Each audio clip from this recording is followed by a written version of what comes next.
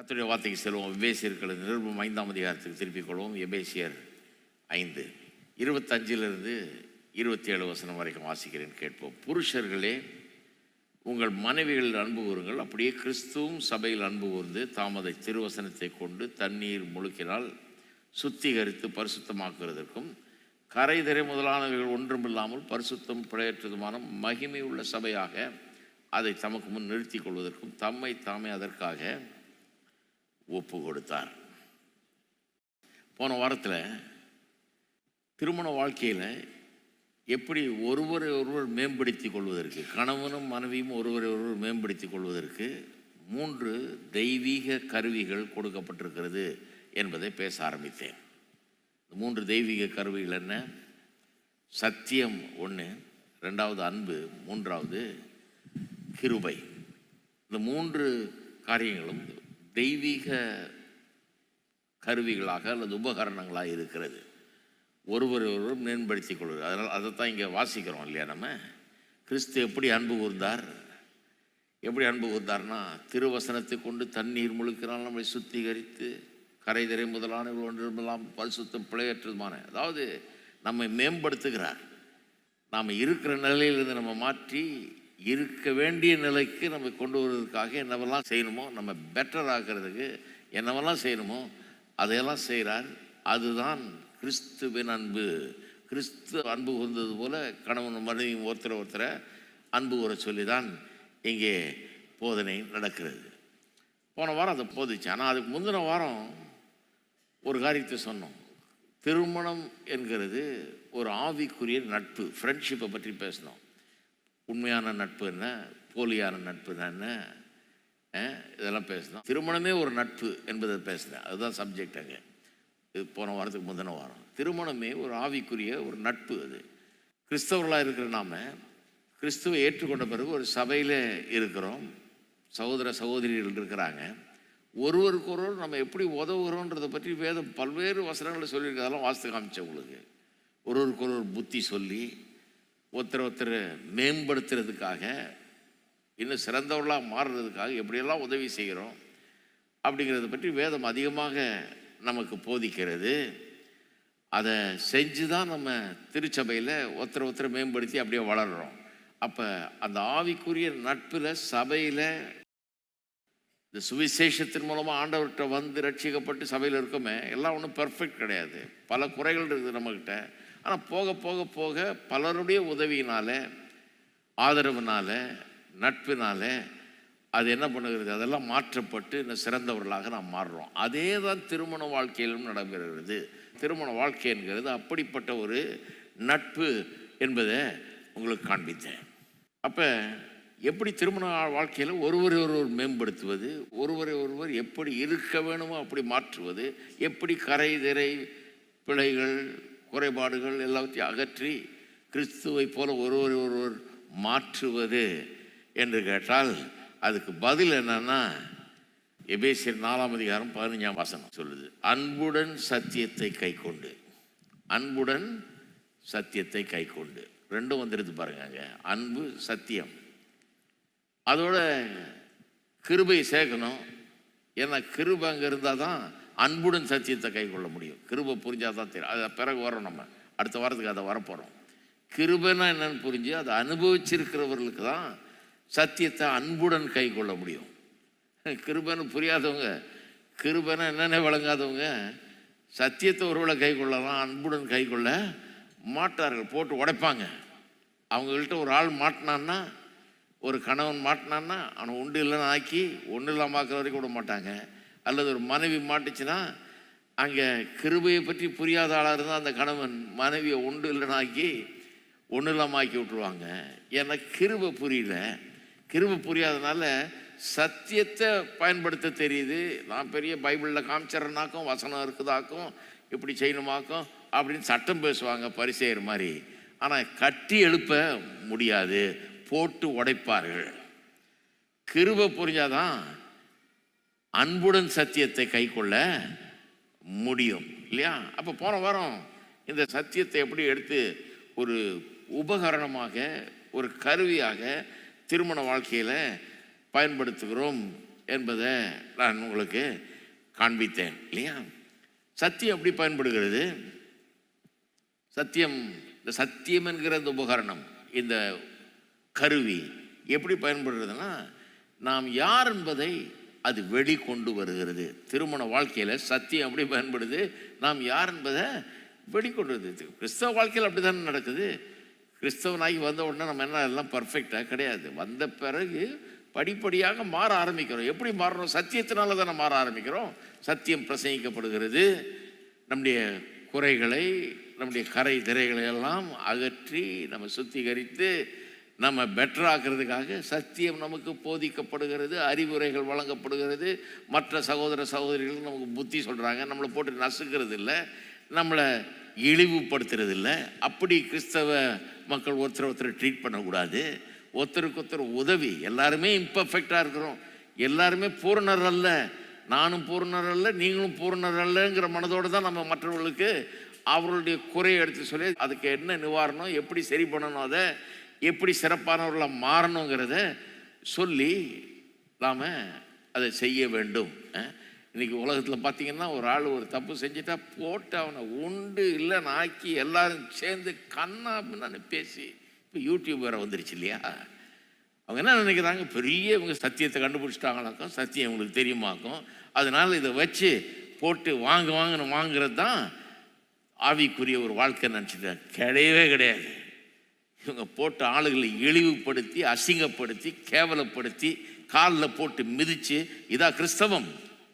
நான் சொல்லுகிறேன் கேளுங்க, கிறிஸ்தவம் அது இல்லைங்க. கிறிஸ்தவம் என்கிறது அன்புடன் சத்தியத்தை கை கொள்வது. ஒருத்தட்ட ஒரு குறையை காண்றோம்னா அந்த குறை ரொம்ப மோசமாக இருக்குது, இப்படி அவர் செய்யக்கூடாது, இப்படி வாழக்கூடாது அப்படின்னா போய் அவர்கிட்ட அன்போட சத்தியத்தை எடுத்து சொல்லணும். சத்தியத்தை சொல்லாமல் இருக்க முடியாது. சத்தியத்தை சொல்லணும், அவர் திருந்தவே மாட்டார், அப்படியே இருப்பார். நம்முடைய சகோதரனாச்சே, அவர் கிறிஸ்துவ போல மாறணுமே, அவர் மேலே நமக்கு இன்ட்ரெஸ்ட் இருக்குதே, அவர் மாறணுங்கிறதுல அதுக்காக நம்ம ஜெபம் பண்ணுறோம். ஒருத்தருக்காக ஒருத்தர் ஜெபம் பண்ணுறோம், நல்லா இருக்கணும்னு விரும்புகிறோம், அவர்கள் தவறுகளை திருத்தி கொண்டு சிறந்தவர்களாக மாறணும்னு விரும்புகிறோம் இல்லையா. ஒருவருடைய நலனை இன்னொருவர் விரும்புகிறோம். அதுதான் கிறிஸ்தவ வாழ்க்கை. இங்கே சபைக்கு வருகிறவர்கள் எல்லாரையும் ஒருத்தர் எனிமி மாதிரியா பார்க்குறோம். அவன் என்ன தப்பு செய்கிறான்னு பார்க்கலாம், போட்டு யூடியூப்பில் போட்டு அடுத்த வாரம் கிளின்னு கிழிக்கிறேன்னாக்கும். அப்படியா வரோம் நம்ம சபைக்கு? கிடையாதுங்க. அது கிறிஸ்தவமே கிடையாது. அது என்னன்னு தெரியல, அது அசுத்த ஆவின்னு நினைக்கிறேன்.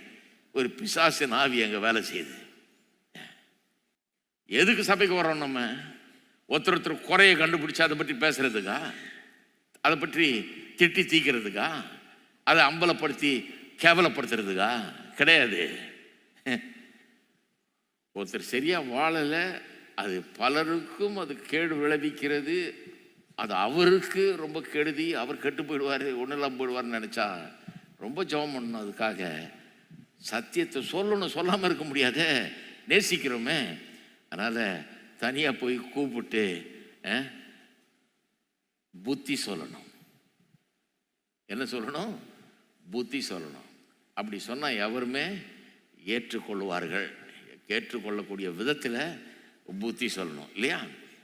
அப்போ சத்தியம்ங்கிறது இப்படி தான் வேலை செய்யுது. சபையில் இப்படி தான் வேலை செய்யுது. சுவிசேஷத்தை கேட்டு ரட்சிக்கப்பட்டு வர்றவர்களுக்குள்ள சத்தியம் எப்படி வேலை செய்தோ அதே மாதிரி தான் திருமணத்திலையும் வேலை செய்கிறது.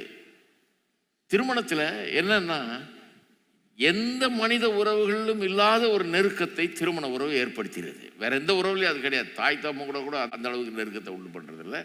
நான் உங்களுக்கு போன வாரம் அதெல்லாம் விளக்கி சொன்னேன். திருமண உறவு ஒரு மாபெரும் நெருக்கத்தை கொண்டு வந்துடுறது. மற்ற உறவுகளுக்கு அது ஈடாகாது. மற்ற உறவுகள் இதுக்கு ஈடாகாது. இதை போல ஒரு உறவு கிடையாது. அந்த நெருக்கத்தின் நிமித்தமாக நம்முடைய குறைபாடுகள்லாம் வெளியே வர ஆரம்பிச்சிருது. ஒருத்தர் அந்த குறைபாடுகளை காண முடிகிறது. ஏன்னா ரொம்ப நெருக்கமாக காலம் பூரா வாழ்நாள் முழுக்க வாழ்கிறோம் இல்லையா. அப்போ பார்க்காம இருக்க முடியாதே.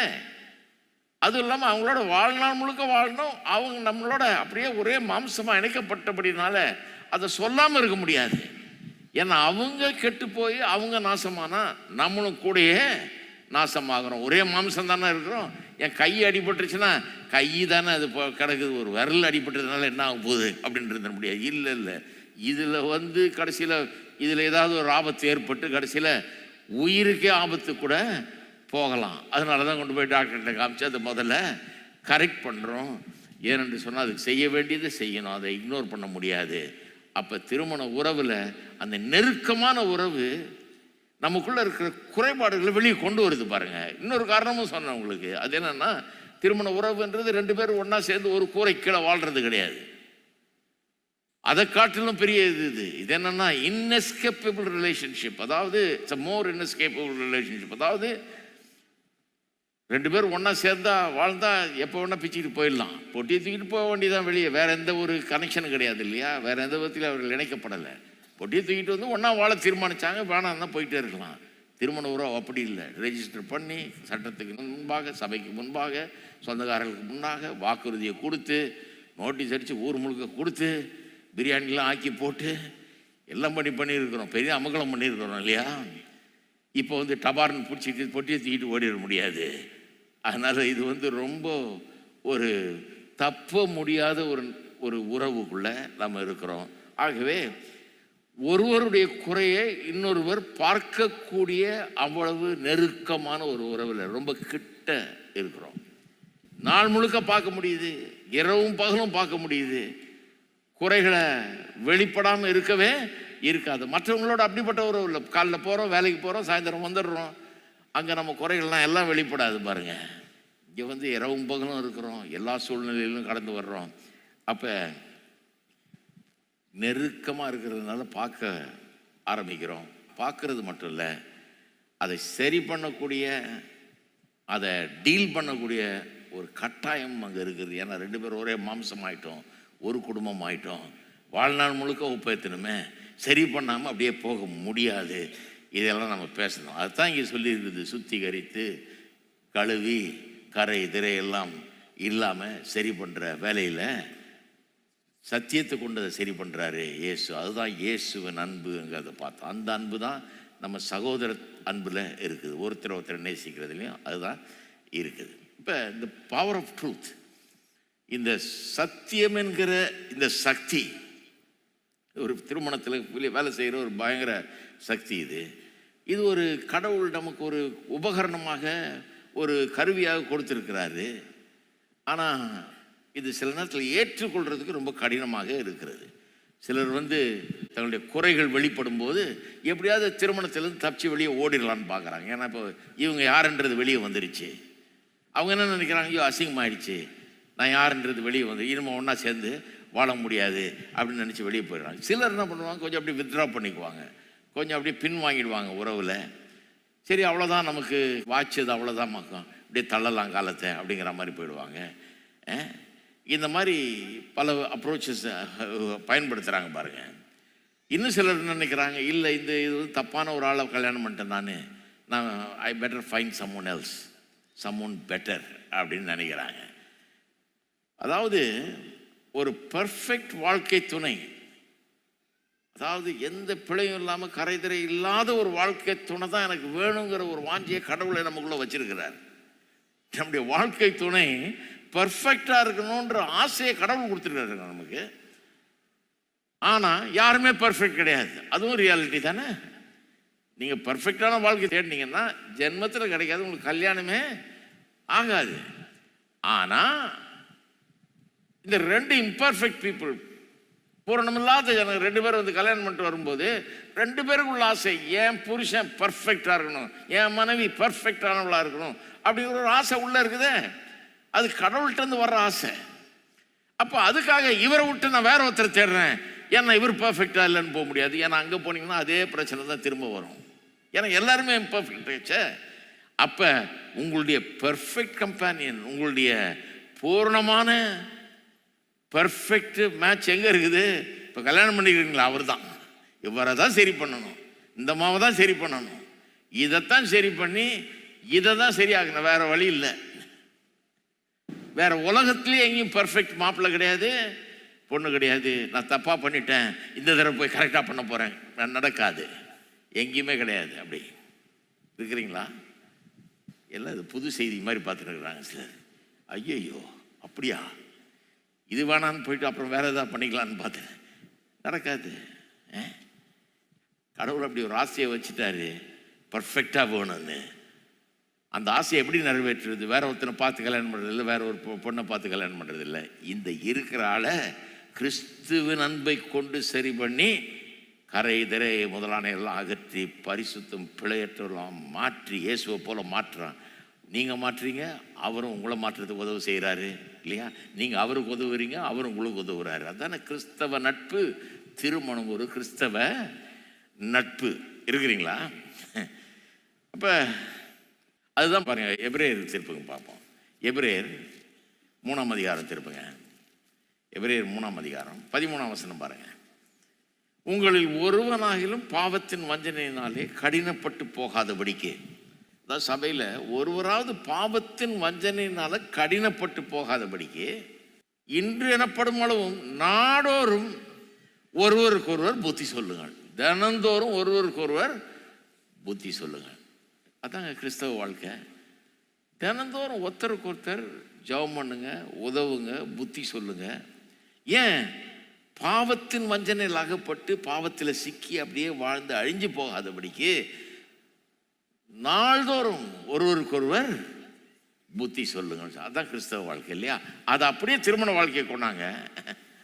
அதுதானே திருமண வாழ்க்கையில் இருக்கிறது. அதனால தான் சொன்னேன் உங்களுக்கு ஏற்கனவே, திருமண வாழ்க்கைங்கிறது நட்பின் அடிப்படையில் இருக்க வேண்டியது.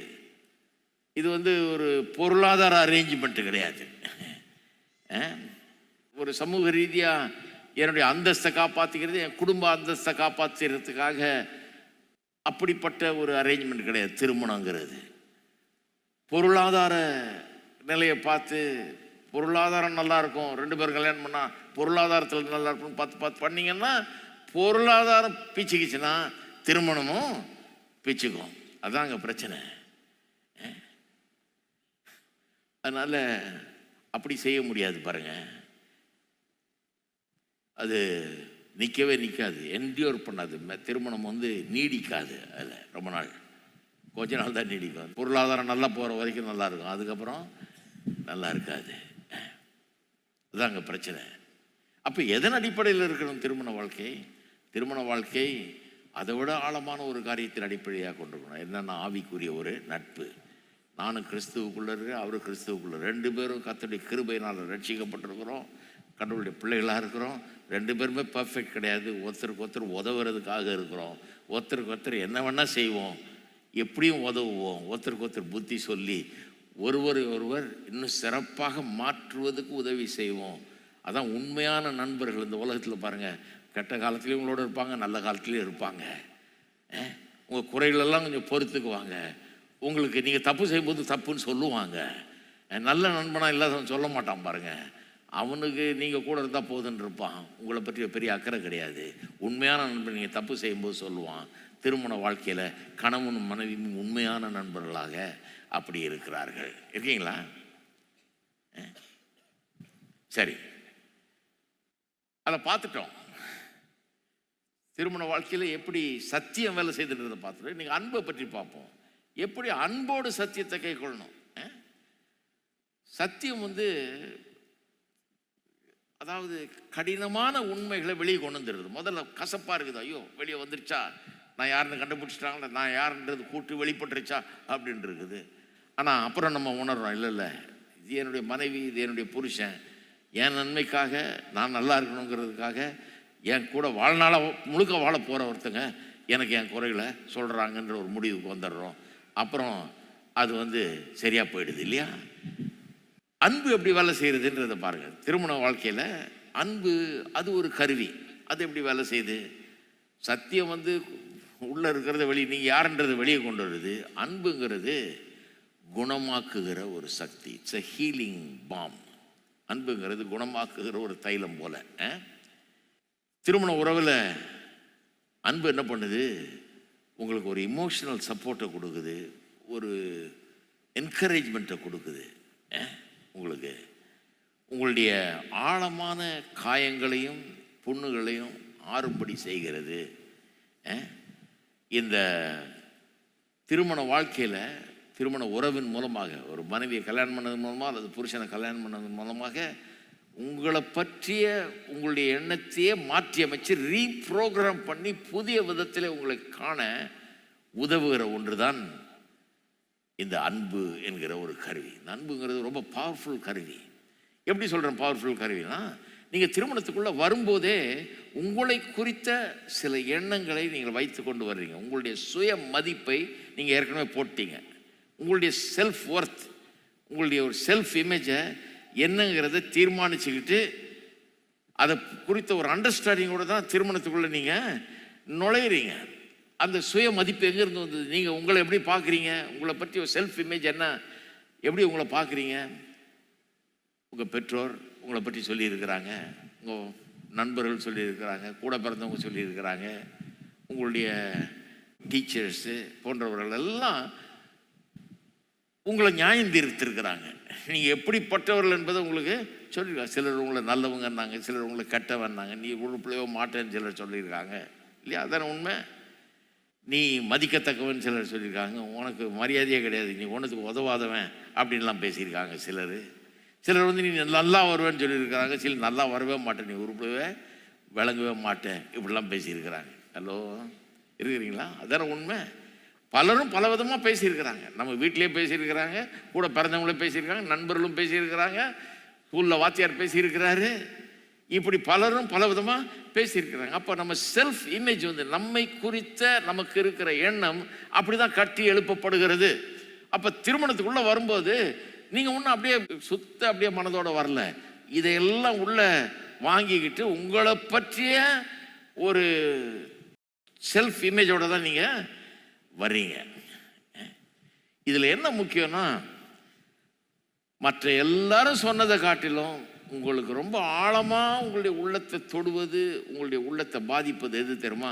உங்களை பற்றியே நீங்கள் சொல்லி கொண்ட காரியங்கள், உங்களை பற்றி உங்களிடமே நீங்கள் சொல்லி கொண்டு இருப்பாருங்க அந்த காரியங்கள். உங்களை பற்றி நீங்கள் என்ன, உங்களை பற்றி உங்கள்கிட்டயே சொல்லிக்கின்றது என்ன? நான் ஒரு மடையன், நான் ஒரு முட்டாள், அறிவே இல்லாதவன் சொல்லியிருக்கோமா இல்லையா? நான் ஒரு லூசர், நான் ஒரு ஃபெயிலியர், நான் தோல்வியுற்றவன், நான் என்றைக்குமே ஜெயிக்க முடியாதவன், எவ்வளோ பேர் சொல்லியிருக்கிறாங்க. நான் பலருக்கும் ஜெபம் பண்ணியிருக்கேன், பார்த்துருக்கேன். சிலர் அப்படியே தங்களை பற்றி சொல்லுவாங்க, I'm a loser, I'm a failure, ஒன்றுத்துக்கு உதவாதவன் நான். அப்போ சில நேரத்தில் பெற்றோர் பக்கத்துலேயே நிற்பாங்க, அவங்க கூப்பிட்டு வந்து அம்மா சொல்லும், ஒன்றுத்துக்கு உதவாமல் இருக்கிறாங்க, இது வீட்டில் தினந்தோறும் சொன்னால் என்ன ஆகும் பாருங்க. ஆனால் அவங்க சொன்னதை விட இவனே நம்பி இவன் சொல்ல ஆரம்பிக்கிறான் பாருங்க தன்னை பற்றி. இவன் தன்னை பற்றி அப்படி கன்வின்ஸ் ஆகி, நான் ஒன்றுத்துக்கு உதவாதவன், நான் தோல்வியாளன், என்னால் முடியாது, நான் ஒரு முட்டாள், நான் ஒரு மடையன், நான் ஒரு விளங்காதவன், நான் ஒரு அறிவில்லாதவன் அப்படின்னு உங்களை பற்றி நீங்கள் சொன்னீர்கள் என்று சொன்னால், அதுதான் உங்களை மற்ற எல்லாத்த காட்டிலும் ரொம்ப அதிகமாக பாதிக்கும், ரொம்ப ஆழமாக உங்களை பாதிக்கும். அப்போ திருமணத்துக்குள்ளே வரும்போது பாருங்க, சிக்கலான ஆசாமிகளாக வர்றோம். புருஷனும் சரி மனைவியும் சரி, நல்ல சூட்டுக்கிட்டலாம் போட்டுக்கிட்டு கல்யாணத்தன்னைக்கு மாலெல்லாம் போட்டு ஜம்முன்னு மேக்கப்பெல்லாம் வெளியெல்லாம் பிரமாதமாக இருக்குது, எல்லாம் பண்ணியாச்சு. நல்லா பூசி மொழுகி அழகாக இங்கே இருக்கிற குறைபாடுகள்லாம் அகற்றி, முகத்தில் மூக்கில் மொழியில் எல்லாத்தையும் அகற்றி சூப்பராக பண்ணி பல ஆக்கி கொண்டாந்து நிறுத்துறாங்க. டே அப்பா, பொண்ணு எப்படி இருக்குது, மாப்பிள்ளை என்ன ஜோராக இருக்கிறான்ப்பா, ஹைட்டை பார்த்தியா, இதை பார்த்தியா, பர்சனாலிட்டியை பார்த்தியா அப்படிங்கிறாங்க. உள்ள இப்போ நான் சொன்ன பாருங்க, அவ்வளோத்தையும் சுமந்துக்கிட்டு வர்றான், தன்னை பற்றி ஒரு இமேஜை சுமந்துக்கிட்டு வர்றான். அதில் நல்லதும் இருக்குது, கெட்டதும் இருக்குது. அதில் முக்கியமான ஒரு காரியம் என்னென்னா, தன்னை பற்றி அவன் என்ன நம்புகிறான், தன்னை பற்றி அவன் என்ன சொல்லியிருக்கிறான்றது ரொம்ப ஆழமாக அவனுக்குள்ள போயிருக்குது. இப்போ திருமணத்தில் என்ன நடக்குது? திருமணத்துக்கு வர்றான், பாடுறாங்க, ஏதேனில் ஆதிமனம்னு பாடி திருமணம் நடக்குது. இப்போ என்ன திருமணம் நடக்குது? இப்போ திருமணத்தின் மூலமாக உங்களை குறித்து நீங்கள் கொண்டிருக்கிற அத்தனை எண்ணங்களையும் மாற்றி ஒரு கம்ப்யூட்டரை ரீப்ரோக்ராம் பண்ணுற மாதிரி அதை மறுபடியும் ரீப்ரோக்ராம் பண்ணி உங்களை புதியவராக, புதிய எண்ணங்களுடையவராக, உங்களை புதிய விதத்தில் பார்க்கக்கூடியவர்களாக மாற்றக்கூடிய ஒருவர் உங்களுக்குள்ள, உங்கள் வாழ்க்கைக்குள்ள வந்து பிரவேசிக்கிறார். அதான் திருமணம். கல்யாணம் பண்ணுற பொண்ணு உங்கள் மைண்டையே ரீப்ரோக்ராம் பண்ணக்கூடிய ஆள். இவ்வளவு நேரம் நான் விளங்காதவன், முட்டாள், அறிவில்லாதவன், அப்படின்னு தோல்வி விட்டுறவன் அப்படின்னு நினச்சிட்டு இருந்தீங்கன்னா, இப்போ வந்திருக்காங்க பாருங்கள் வாழ்க்கை துணைன்னு. அவங்க நினச்சாங்கன்னா அவங்களுடைய வார்த்தையினால், அவங்களுடைய ஆட்டிடியூட்னால், அவர்கள் செய்கிற காரியங்கள்னால உங்களை அப்படியே ரீப்ரோக்ராம் பண்ணி உங்களை பற்றிய எண்ணங்களை அப்படியே மாற்றி அமைக்க முடியும். அதே மாதிரி தான் புருஷனும் மனைவிக்கு செய்ய முடியும். அப்படிப்பட்ட ஒரு மேரேஜில் உங்களோட இணைகிறார். உங்களுடைய வாழ்க்கை துணையினுடைய கையில் ஒரு மாபெரும் சக்தி கொடுக்கப்படுகிறது. உங்களை பற்றி நீங்கள் எண்ணுகிற எண்ணத்தையே, உங்களை நீங்கள் பார்க்குற விதத்தையே மாற்றி அமைக்கக்கூடிய சக்தி அந்த பெண்ணுக்கோ அந்த ஆணுக்கோ இருக்கிறது. நீங்கள் திருமணம் செய்து கொள்கிற அந்த ஆளுக்குள்ள இருக்கிறது. உங்களை பற்றி என்னெல்லாம் சொல்லப்பட்டது, எவ்வளோ கேவலமாலாம் பேசப்பட்டது, அதையெல்லாம் நாளடைவில் மாற்றி அமைக்கக்கூடிய சக்தி உங்களுடைய பாஸ்ட்டை, உங்களுடைய கடந்த காலத்தை, கெட்டு போன, அழிஞ்சு போன, கெடுக்கப்பட்ட அந்த கடந்த காலத்தை உங்களுக்கு மீட்டு தரக்கூடிய ஒரு நண்பர் உங்களுக்கு திருமணத்தின் மூலமாக கிடைக்கிறார். உங்களுடைய ஆழ்ந்த புண்கள், காயங்கள், நீங்கள் சுமந்து வைத்திருக்கிற பாரங்கள், உங்களுக்கு உள்ளே இருக்கிற எல்லா இன்செக்யூரிட்டிஸ், உங்களுக்கு பற்றிய உள்ள தவறான எண்ணங்கள், குறைபாடுகள், அதையெல்லாம் போக்கி உங்களை ஒரு புதிய ஆளாக மாற்றக்கூடிய ஒருவர் உங்களுக்கு திருமண வாழ்க்கையின் மூலமாக கிடைக்கிறார். எப்படி சொல்கிறேன்னா, உலகமே உங்களை பார்த்து ரொம்ப அசிங்கமாக இருக்கிற, நீ பார்க்குறதுக்கே கொஞ்சம் கூட நல்லாவே இல்லை அப்படின்னு சொன்னாலும், மனைவி என் புருஷன் பெரிய மன்மதன் மாதிரி இருக்கிறான், சூப்பரான ஆள், என்ன மாதிரி ஆள் தெரியுமா அப்படின்னு சொன்னான்னா உங்களுக்குள்ள அது ஆழமாக போகும். 1000 பேர் உங்களை நீங்கள் நல்லா இல்லைன்னு சொன்னால் கூட உங்கள் மனைவி நீங்கள் சூப்பரான ஆள், ஒரு பெரிய மன்மதன் மாதிரி இருக்கிறீங்க, ரொம்ப அழகாக இருக்கிறீங்க, நேர்த்தியாக இருக்கிறீங்கன்னு சொல்லிட்டா அது ரொம்ப தூரம் போகும், ரொம்ப ஆழமாக போகும். இருக்கீங்களா? இல்லைங்களா? மனைவி சொல்லிட்டா அது வேற மாதிரி. அது அதே மாதிரி தான் புருஷன் மனைவியை பார்த்து 1000 பேர் அந்த பொண்ணை பார்த்து அழகே இல்லை, அது இல்லை, நம்ம ஊரில் தான் இருக்கிறாங்களே, அது இதுக்குன்னே ஆட்கள் இருக்கிறாங்க. கலர் இல்லைம்மா, மூக்கு சரியில்லைம்மா, ஹைட்டு சரியில்லைம்மா, மொழி சரியில்லைம்மா, என்னத்தையா உனக்கு எதையாவது குறை சொல்லாமல் இருக்க மாட்டாங்க பாருங்கள். இதுக்குன்னே ஆளுங்க இருக்கிறாங்க, இதுக்குன்னே ஆளுங்க இருப்பாங்க. புள்ள பிறந்தவொடனே எடுத்து, என்ன கொஞ்சம் கருப்பாயிடுச்சுல்ல பிள்ளை அப்படின்னுவான். அறிவு இருக்குதா? இல்லை, சில என்ன பேசுறேன்னே தெரியாத ஒரு ஆள்கள், என்ன பேசுறேன்னு கொஞ்சம் கூட தெரியல. இவங்களெல்லாம் வச்சுட்டு தான் பொழப்பு நடத்த வேண்டியதாக இருக்குது. நம்ம இந்த மாதிரி ஆட்கள் வீட்டிலே இருக்கிறாங்க, நம்ம சொந்தக்காரர்கள் மத்தியிலே இருக்கிறாங்க, நம்ம நண்பர்கள் மத்தியிலே இருக்கிறாங்க. இவர்கள் மத்தியில் தான் நான் வாழணும். அப்போ உங்களுக்கு கிடைக்கிற வாழ்க்கை துணை அதையெல்லாம் தாண்டி எல்லாம் சொல்லிட்டாங்க, நீங்கள் நல்லா இல்லை, அச்சிங்கமா இருக்கீங்க, அப்படி இருக்கு, இப்படி இருக்கு, ஹைட்டு பத்தாது, இது பத்தாது, பர்சனாலிட்டி பத்தாது, எல்லாம் சொல்லிட்டான். மனைவி சொல்கிற நீ சூப்பரியா அப்போ அப்படின்னா நீங்கள் சூப்பரான ஆளாவே மாறிடுவீங்க. நான் சொல்கிறேன், நாளடைவில் சூப்பரான ஆளாவே மாறிடுவீங்க. புருஷன் மனைவியை பார்த்து இவ்வளோ மாதிரி ஒரு அழகி இல்லைன்னு அந்த மாதிரி சொல்ல ஆரம்பிச்சான்னா, இவ்வளோ மாதிரி ஒரு நல்ல பெண் இல்லைன்னு சொல்ல ஆரம்பித்தா, நான் சொல்கிறேன் அப்படிப்பட்டவர்களாக நீங்கள் மாறிவிடுவீர்கள். ஒரு வசனத்தை உங்களுக்கு வாசித்து காண்பிக்க போகிறேன். ரொம்ப அற்புதமான ஒரு வசனம். 1 யோவான், திருப்புங்க 1 யோவான் 3ஆம் அதிகாரம் 18 வாசிக்கிறேன். என் பிள்ளைகளே, வசனத்தினாலும் நாவினாலும் அல்ல, கிரியையினாலும் உண்மையினாலும் அன்பு கூற கடவோம். அதாவது ஒருத்தர் அன்பு கூறுறதை பற்றி பேசியிருக்குது. ஒருத்தர் அன்பு கூறும்போது அதை வச்சே நம்ம சொல்லலாம், இவர்கள் சத்தியத்துக்குரியவர்கள், இவங்க சத்தியத்துக்குள்ளே இருக்கிறாங்க அப்படின்னு. ஏன்னா அன்புங்கிறது அவர்கள் சத்தியத்துக்குள்ளே இருக்கிறாங்கன்றதை வெளிப்படுத்துகிறது. அதுதான் இங்கே பாயிண்ட்டே. அவர் சொல்கிறாரு, வசனத்தினால் அல்ல அப்படின்னா, இந்த வசனம் இந்த இதை சொல்லலை. வசனம்னா பேச்சு, வெறும் பேச்சினால் அல்ல, வெறும் நாவினால் அல்ல, வாயளவில் இல்லை அன்பு கூறுறது. எப்படி இருக்கணும்? கிரியையினால உண்மையினால அன்பு கூறணும். கிரியையினாலும் உண்மையினாலும் அன்பு கூற வேண்டும் அப்படின்னு இருக்குது. எதனாலே? வெறும் வாய் பேச்சினால் அல்ல, வெறும் நாவினால் அல்ல, கிரியையினாலும் உண்மையினாலும் அன்பு கூறும்போது இதனாலே நாம் நம்மை சத்தியத்துக்குரியவர்கள் என்று அறிந்து. நம்ம அப்படி அன்பு கூறும்போது, கிரியையில நம்முடைய அன்பு காட்டும் போது, உண்மையாவே நம்ம அன்பு கூறும்போது நமக்கு என்ன நிச்சயம் உண்டாகுது? உள்ள நான் சத்தியத்துக்குரியவன். அப்படி நான் அன்பு கூறுறதே எனக்கு என்ன சொல்லுது? என்ன, நான் சத்தியத்துக்குரியவன், நான் கர்த்தருக்குள்ள இருக்கிறவன், ஆண்டவருடைய பிள்ளைங்கிறத எனக்கு அது காட்டுகிறது. நல்லா கவனிச்சுட்டே வாங்க. இதனால நம்மை சத்தியத்துக்குரியவர்கள் என்று அறிந்து நம்முடைய இருதயத்தை அவருக்கு முன்பாக நிச்சயப்படுத்திக் கொள்வோம். நம்முடைய இருதயம்னா நம்முடைய மனசாட்சி நம்மளுக்கு என்ன சொல்றது? யூஆர் ஆல் ரைட், நீ நல்லவன், நீ கடவுளுடைய பிள்ளை.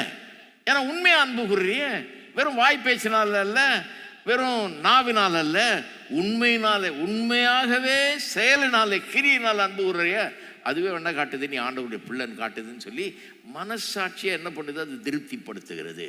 நான் கடவுளுக்கு முன்பாக சத்தியத்துக்குரியவனா இருக்கிறேன், அவருக்குள்ள நான் இருக்கிறேன் அப்படிங்கிறத அது நிச்சயப்படுத்துது. ஐம் ஆல் ரைட் அப்படிங்கிறத காட்டுது. இப்போ பாருங்க அடுத்த வசனம், நம்முடைய இருதயமே நம்மை குற்றவாளியாக தீர்க்குமானால். இதனுடைய அர்த்தத்தை நிறைய பேர் தப்பா புரிஞ்சுக்கிறாங்க பாருங்க. நம்முடைய இருதயமே, இப்பதான் சொன்னாரு, நம்முடைய இருதயத்தில் நம்ம நிச்சயப்படுத்திக் கொள்ளலாம். என்ன நிச்சயப்படுத்திக் கொள்ளலாம்? நான் சத்தியத்துக்குரியவன், நான் கர்த்தருக்குள்ள இருக்கிறவன் நிச்சயப்படுத்திக் கொள்ளலாம். எப்படி நிச்சயப்படுத்திக் கொள்ளலாம்? வெறும் நாவினால் அல்ல, வாய் பேச்சினால் அல்ல, உண்மையாகவே செயலினால் அன்பு கூர்ந்தபடினாலே என் இருதயம் நிச்சயமா நம்புது, நான் தேவனால் அங்கீகரிக்கப்படுகிறேன், நான் கர்த்தருடைய பிள்ளை, நான் சத்தியத்துக்குரியவன்கிறத நிச்சயப்படுத்துது. நம்முடைய இருதயமே நம்மை குற்றவாளியாய் தீர்க்குமானால், நம்முடைய இருதயம் இல்லை நீ ஐயோக்கிய, நீ சரி கிடையாது, நீ ஒன்று ஆண்டவருடைய பிள்ளை கிடையாது அப்படின்னு சொல்லுமானால், தேவன் நம்முடைய இருதயத்திலும் பெரியவராயிருந்து சகலத்தையும் அறிந்திருக்கிறார். இருதயம் நம்மை குற்றவாளியாய் தீர்க்கும் போது பாருங்க, இருதயம்னா மனசாட்சி, இங்கே மனசாட்சியை குறிப்பிடுது. நம்முடைய மனசாட்சி நம்மளை குற்றவாளின்னு சொல்லுதுன்னு வைங்க. சில நேரத்தில் அது உண்மையாக இருக்கலாம், சில நேரத்தில் உண்மை இல்லாமலும் இருக்கலாம். மனசாட்சி ரொம்ப டேஞ்சரான ஒரு விஷயம். அது நீங்கள் கடவுளை காட்டிலும் மனசாட்சியை பெருசாக நம்பக்கூடாது. இன்னைக்கு கடவுளை காட்டிலும் மனசாட்சியை பெருசாக நம்பியிருந்தீங்கன்னா சிலரெல்லாம் கம்மின்னு எடுக்க மாட்டீங்க. ஏன் தெரியுமா? உங்கள் மனசாட்சி சொல்லுது, நான் லாயக்கே இல்லை, நான் தகுதியே கிடையாதுன்னு மனசாட்சி சொல்லுது. கர்த்தர் சொல்கிறாரு, நீ இரத்தத்தினால் கழுவப்பட்டவன், நீ நீதிமான், நான் உன்னை அப்படி தான் காண்றேன்றாரு. யாருங்க? மனசாட்சி பெருசா, உங்கள் இருதயம் பெருசா, கர்த்தர் பெரியவரா? ஹலோ, மனசாட்சி பாருங்க, சில நேரத்தில் தப்பாக காட்டும். மனசாட்சி தப்பாக காட்டும். அதனால தான் பாருங்க, வேதத்தில் சொல்லியிருக்குது, விக்கிரகங்களுக்கு படைக்கிறது, சாப்பிட்றதை பற்றி சிலருக்கெல்லாம் ஒரு பிரச்சனையாக இருக்குது அப்படின்னு சொல்லும்போது பவுல் சொல்கிறாரு, அது எனக்கு ஒன்றும் பிரச்சனை கிடையாது, ஏன்னா அது ஒன்றும் கிடையாதுன்னு நான் நம்புகிறேன், அதில் எந்த சக்தியும் கிடையாது, ஒன்றும் கிடையாது, அதனால் எனக்கு ஒன்றும் அது பிரச்சனை கிடையாது அப்படின்றார். ஆனால் என் சகோதரனுக்கு அது பிரச்சனையாக இருக்குமானா? ஏன்னா அவனுக்குள்ள என்ன மாதிரி மனசாட்சி இருக்குது அவனுக்குள்ள? அது பலவீனமான மனசாட்சியாக இருக்குதுன்றார். அந்த மனசாட்சி எப்படி இருக்குது? வீக் கான்ஷியன்ஸ், பலவீனமான மனசாட்சி. பலவீனமான மனசாட்சி என்னன்னா, காரியங்களை சரியாக புரிஞ்சிக்காதனால அந்த மனசாட்சி அது பெரிய இது, அது பண்ணிட்டா ஐயோ, அது சாப்பிட்டா எதாயிடுமோ அதாயிடுமோ அப்படிங்கிற ஒரு மாதிரி ஒரு எண்ணம்லாம் இருக்குது. சிலர் நீங்களே நினைக்கலாம், என்ன அப்படி சொல்கிறாருன்னு. நீங்கள் கடையிலலாம் வாங்கி சாப்பிட்றீங்க, அது எல்லாம் பண்ணி தான் கொண்டு வந்து வச்சுருக்குறாங்க. அது தெரியுமா உங்களுக்கு? நீங்கள் நினச்சின்னு இருக்கிறீங்க, ஐயோ எல்லாம் அல்லேலுயா சொல்லி வெட்டி கொடுத்துருக்குறாங்க. இல்லை சிலர்லாம் யோசிக்கிறதே கிடையாது. நான் சாப்பிட மாட்டேன், டெய்லி சாப்பிட்டு தான் இருக்கீங்க. உங்கள் அரிசி எங்கேருந்து வந்தது? விளைஞ்சி வந்த உடனே எல்லாம் பண்ணி தான் கொண்டாடுறாங்க. அவங்க என்னெல்லாம் பண்ணுமோ கொண்டாடுறாங்க இல்லையா? சில நேரத்தில் நமக்கு அது பிடிக்கலன்னா நம்ம வேணான்னு சொல்லிடலாம். நான் ஒரு கார் வாங்க போனோம் பாருங்கள், காரை புது காரு வாங்கிட்டு ஏறி ஓட்டலான்னு போனால் முன்னால் ஒரு எலுமிச்சை பழத்தை வீல்கிட்ட வச்சுட்டான், மாலையை கொண்டாந்துட்டான். போய் மாலையை மாட்டுறதுக்கு என்னென்ன பண்ணான். நான் சொன்னேன்ப்பா கொஞ்சம் இருங்க, நான் ஒரு ஜெபம் பண்ணிடுறேன், ஜெபம் பண்ண பிறகு எடுத்துக்கலாம், இதெல்லாம் தேவையில்லைன்னு நினைக்கிறேன் அப்படின்னு நல்ல விதத்தில் சொன்னேன். நான் என்னுடைய கொஞ்சம் நம்பிக்கை கொஞ்சம் வித்தியாசமாக இருக்குது, நான் ஜெபம் பண்ணுறேன், நீங்களாம் நில்லுங்க, நான் ஜெபம் பண்ண பிறகு எடுத்துக்கலான்னு. அங்கே நின்று ஒரு ஜெபம் பண்ண எல்லாம் கரெக்டாக நின்னாங்க.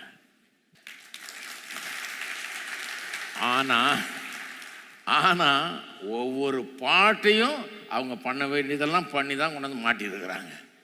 என் கார் நான் ஓட மாட்டேன்னு சொல்லுது கிடையாது. ஜாக்கிரதையான பலவீனமான மனசாட்சியாக இருந்தால் என்னென்னமோ நினைக்கும். அதனாலதான் போய் உட்காந்து இடிச்சிருச்சுங்க, மாடு வந்து முட்டிடுச்சுங்க, ஏன்னா இது ஏதோ பண்ணி வச்சிருக்கிறாங்க.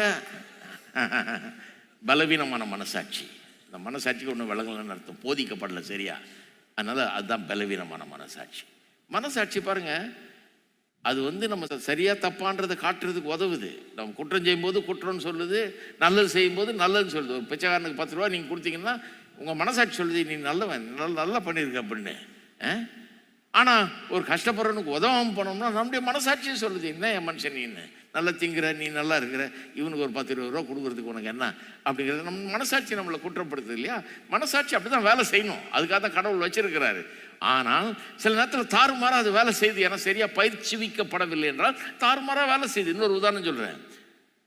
சூடுண்ட மனசாட்சின்னு பைபிளில் போகுது. 1 தீமோத்தேயு 4ஆம் அதிகாரத்தில் சூடுண்ட மனசாட்சின்னு வாசிக்கிறோம் இல்லையா. அது வேற மாதிரி மனசாட்சி. அது என்னன்னா, காப்பியை சூடாகவே குடிச்சு கொதிக்க குடிப்பாங்க சிலர். நான் கூட கொஞ்சம் கொதிக்க தான் குடிப்பேன். குடிச்சு கடைசியில் மற்றவங்களாம் வாயில் கூட வைக்க முடியாது, எனக்கு குடிக்க முடியும். ஏன்னா குடிச்சு பழக்கமாயிடுச்சு. இல்லை அதுக்கு ஒரு அது வழங்கலாம். இன்னும் வேறு மாதிரி சொல்கிறேன். நம்ம ஒரு பெரிய தப்பு பண்ணிடுறோம், யாரையோ கொலை பண்ணிடுறோம்னு வைங்க. கொலை பண்ணிட்டா அன்றைக்கி போய் தூக்கமே வராது, பசியும் எடுக்காது, பயம் ஒரு பக்கம், குற்ற உணர்வு ஒரு பக்கம் போட்டு நம்மளை வாட்டிடும். ஏன்னா நம்ம கொலைகாரம் கிடையாது, ஏதோ ஒரு தப்பு பண்ணிட்டோம், அந்த அவசர நேரத்தில் ஏதோ கோவம் வந்து என்ன பண்ணிட்டோன்னு வைங்க, நம்மளுக்கு தூங்கவும் வராது, சாப்பிடவும் வராது, நிம்மதியே இருக்காது. ஆனால் ஏற்கனவே 15-20 கொலையை பண்ணவன் காசை வாங்கிட்டு கொலை பண்ணுறதே அவன் தொழில்னா, அவன் அதையும் பண்ணிவிட்டு நல்லா போய் ஒரு சினிமா பார்த்துட்டு ஹோட்டலில் போய் நல்லா பிரியாணி சாப்பிட்டுட்டு போய் வீட்டில் போய் டிவி பார்த்துட்டே படுத்து நல்லா ஜாலியாக தூங்குவான். ஏன்னா அவனுக்கு அதை பற்றி எந்த பயமும் இல்லை, எதுவுமே கிடையாது. ஏன்னா சூடுண்ட மனசாட்சி. இருக்கீங்களா? சூடுண்ட மனசாட்சி. அதனால மனசாட்சியை காட்டிலும் பெரியவர் ஒருத்தர் இருக்கிறார், உங்க இருதயத்தை காட்டிலும் பெரியவர் ஒருத்தர் இருக்கிறார் பாருங்க. அவர் கர்த்தர் தேவன், நம்முடைய இருதயத்தை காட்டிலும் பெரியவராக இருக்கிறாரு. அவர் என்ன சொல்றாரு? நீ உன் இருதயத்தை நிச்சயப்படுத்திக் கொள்ளலாம், நீ சத்தியத்துக்குரியவன் அவர் சொல்றாரு. ஆகவே நமக்கு நான் சத்தியத்துக்குரியவங்கிற நிச்சயம் உண்டாகிறது. நம்முடைய மனசாட்சி நம்மள சில நேரத்தில் தவறாக நடத்தலாம், நம்மளை நீ குற்றவாளி. சிலருக்கு வந்து அப்படி இப்போ சிலர் போச்சுட்டாங்க, சர்ச்சிலேயே நடக்குது சில நேரத்தில். இது சர்ச்சுக்கு வந்தவனை குற்றவாளி ஆக்கி அவனை கண்ணீர் விட்டு அழுக வச்சு தலகுனியை வச்சு அனுப்பலைன்னா அது ஆராதனையே கிடையாதுன்னு நினைக்கிறாங்க சிலர். முதல்ல நான் போதிக்கும் போது ஒருத்தர் வந்தார், நீங்கள் கொஞ்சம் வித்தியாசமாக இருக்குதுங்க, தடவி கொடுக்குற மாதிரி இருக்குது நீங்கள் பிரசங்கம் பண்ணுறது, இதமாக இருக்குது. நான் இது வரைக்கும் வேற ஒரு இடத்துக்கு போயிட்டு இருந்தேன், பலார்னு அரையிற மாதிரி இருக்கும், இங்கே கோயிலுக்கு வந்த மாதிரியே இல்லையே, ஏன்னா நீங்கள் அறையிலையே அப்படிங்கிறாரு. இப்படியெல்லாம் இருக்குது.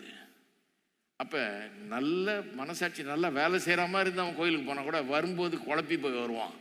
நல்லவன் தான் இவன், ஒன்றும் அப்படி ஒன்றும் பெர்ஃபெக்ட் யாரும் கிடையாது, கர்த்தருக்கு முன்னாலே நல்லவனா இருந்தாலும் சபை என்ன சொல்லி, நீ போவியா மோட்சத்துக்கு, இயேசு வந்தா நீ போகவே மாட்டேன், இருவர் வாயிலில் இருப்பார், ஒருவர் எடுத்துக்கொள்ளப்படுவார், நீ கைவிடப்படுறவன் நீ தான். நான்லாம் பயந்துருக்கிறேன் அந்த காலத்தில். ஆண்டவரே இன்னைக்கு நாளைக்கு வந்துடாதே, ஒரு 4 நாள் டைம் கொடுத்தா நான் நல்லவன் ஆயிடுறேன் எப்படியாது. ஏன்னா அந்த பயம் காட்டுறது, கைவிடப்படுவா, நீ லேஸ்ல போக மாட்டேன், உன் ஜெபம் அந்த கூரையை தாண்டி போகாது. அப்ப இதெல்லாம் எங்க கேட்டேன்? நான் சர்ச்சில் கேட்டேங்க. அதனாலேயே ஒழுங்கா இருந்தேன், மனசாட்சி சொல்லுது நான் ஓகேன்னு. இப்ப சர்ச்சுக்கு போனதுனால எனக்கு தெரியுது நான் பெரிய பாவின்னு. இப்படி எப்படி ஆயிடுச்சு பாருங்க. இருக்கீங்களா? அப்ப மனசாட்சியை காட்டிலும் பெரியவர் ஒருத்தர் இருக்கிறார். அவர் யாரு? கர்த்தர். அதுதான் இங்க சொல்லி இருக்குது. நீங்க அன்போடு நடந்துக்கிட்டீங்கன்னா, செயலில் அன்பை காட்டினீங்கன்னா நீங்க சத்தியத்துக்குரியவர்கள் என்பதை நிச்சயித்துக் கொள்ளலாம். உங்க மனசாட்சி அதை நிச்சயித்துக் கொள்ளலாம். ஆனா உங்க இருதயமே உங்களை குற்றப்படுத்துமானால், தேவன் நம்முடைய இருதயத்திலும் பெரியவராயிருந்து சகலத்தையும் அறிந்திருக்கிறார். இதை ஏன் சொன்னா, ஏன் தேவன் சொல்றது ரொம்ப பெருசா தெரியுது? ஏன்னா அவரை தான் நான் ரொம்ப நேசிக்கிறேன், அவரைத்தான் நான் ரொம்ப விரும்புகிறேன், அவர்கிட்ட என்ன ஒப்பு கொடுத்துருக்கிறேன். எனக்கு என் வாழ்க்கையில் தேவன் தான் ரொம்ப முக்கியம். ஆகவே ஊரா என்ன சொன்னான்றது எனக்கு முக்கியம் கிடையாது. 10 பேர் பொல்லாதவன் கெட்டவன் அப்படி அப்படின்னு என்ன கிளின்னு கிழிச்சாலும் எனக்கு அதை பற்றி கவலையே கிடையாது. தேவன் எல்லாத்த காட்டிலும் பெரியவராய் இருக்கிறார், எல்லாவற்றையும் அறிந்திருக்கிறார். அவர் சொல்றாரு, நீ என் பிள்ளை, நீ சத்தியத்துக்குரியவன் சொல்றாரு. அது போதும் எனக்கு. சப்ஜெக்டை விட்டு போயிடல நான். அதை அப்படியே திருமண உறவுல கொண்டு வாங்க. ஊரா அத்தனை பேரும் நீ அசிங்கமா இருக்கிற, நீ நல்லா இல்லை, நீ அழகா இல்லை, நீ உருப்பட மாட்ட, நீ இப்படி அப்படின்னு சொன்னாலும் நம்முடைய மனைவி நம்மளை பார்த்து உன்ன மாதிரி ஒரு ஆள் இல்லைப்பா அந்த உலகத்திலேயே, நீ தான் ரொம்ப சிறந்த ஆள்னு சொல்லிட்டா அவ்வளோதான். அவங்கள தான் நான் நம்புறேன். ஏன்னா என் கூட வாழ்நாள் முழுக்க கூட இருக்கிறவங்க. ஹலோ, இந்த உலக உறவுகள்ல எல்லார காட்டிலும் நான் அதிகமாக நேசிக்கிறவர் அவர். உங்களுடைய வாழ்க்கை துணை தான் நீங்கள் உலக உறவுகளில் எல்லார காட்டிலும் அதிகமாக நேசிக்கிறவர். எப்படி ஆண்டவரை எல்லாத்த காட்டிலும் அதிகமாக நேசிக்கிறீங்க, அதனால தான் அவர் சொல்றது அவ்வளோ முக்கியமாக தெரியுது. அதனால தான் உங்கள் மனசாட்சியே தப்பா அவங்கள வழி நடத்தினா கூட இல்லை, நான் அவரை நம்புறேன், ஏன்னா கர்த்தர் பெரியவராக இருக்கிறார், அவர் சொல்றதான் நம்ப போறேன்னு எடுத்துக்கிறீங்க இல்லையா? நீதிமான் இப்ப சொன்னாங்க இல்லையா?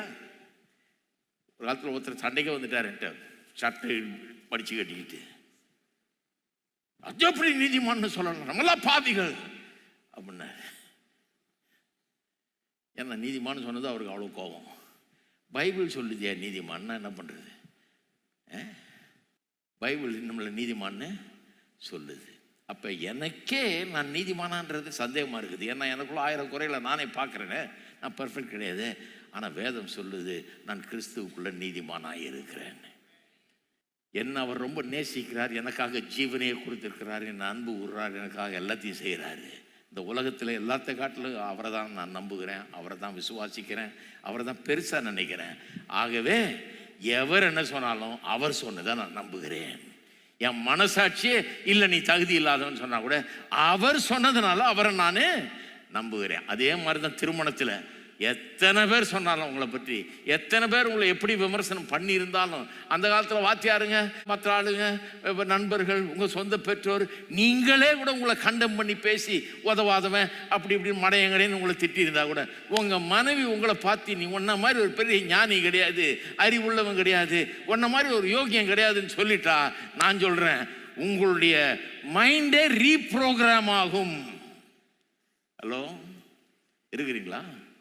அன்பு திருமண வாழ்க்கையில் எப்படி வேலை செய்து சுகமாக்குது, ஆளுடைய மைண்டையே மாற்றுதுன்னு சொல்கிறேன்.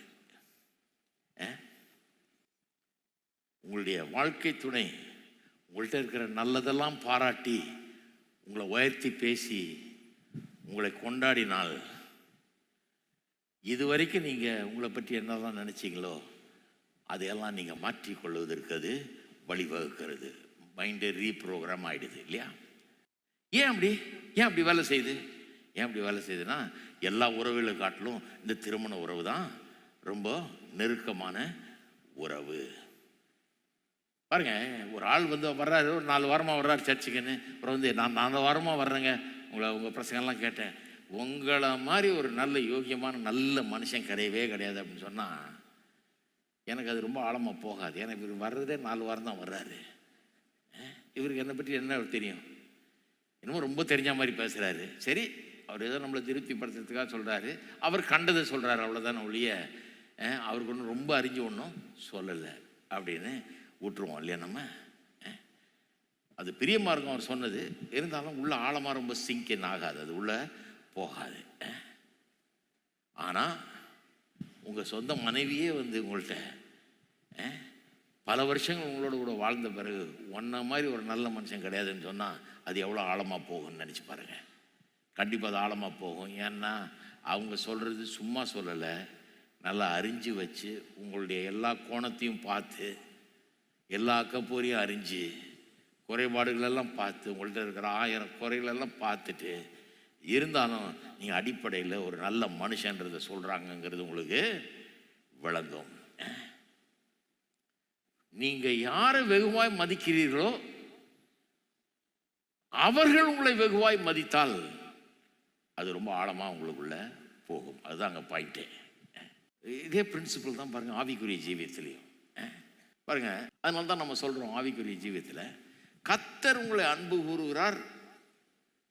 இந்த அண்ட சராசரங்களை படைத்தவர், வானத்தையும் பூமியும் உண்டாக்கின தேவன் உங்களை அன்பு கூறுகிறார். அவர் உங்களை அறிந்து வச்சிருக்கிறார்ன்றத தெரிந்து கொள்வதுதான் உங்களுடைய வாழ்க்கையின் உறுதியான ஒரு அஸ்திபாரமாக இருக்க முடியும். அதுதான் உங்களுடைய வாழ்க்கைக்கு ரொம்ப அஸ்திபாரமாக இருக்க முடியும். கடவுளை என்ன அறிஞ்சு வச்சிருக்கிறார், கடவுளுக்கே என்ன தெரியும், எனக்கு கடவுளை தெரியும், அவர் என்னுடைய நண்பர் அப்படிங்கிறது உங்களுடைய வாழ்க்கையின் மிகப்பெரிய அஸ்திபாரம்னு சொல்கிறோம் இல்லையா? ஆனால் ஒன்றும் மறந்துடக்கூடாது. ஆதியில் கர்த்தர் மனுஷனை உண்டாக்குன போது கடவுளோடு நல்ல உறவில் இருக்கிற ஆதாம்.